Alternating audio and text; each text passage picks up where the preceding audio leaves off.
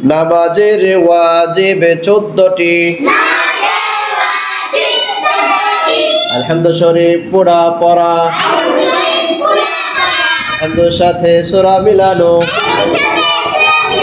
রুকু সিজদায় দেরি করা, রুকু হইতে সোজা হইয়া খাড়া হইয়া দেরি করা, দুই সিজদার মাঝখানে সোজা হইয়া বসিয়া দেরি করা,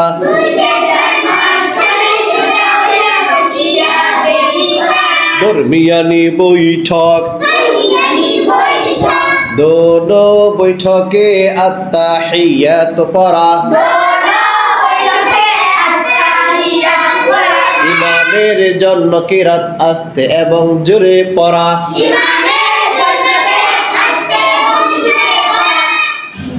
ভিতরের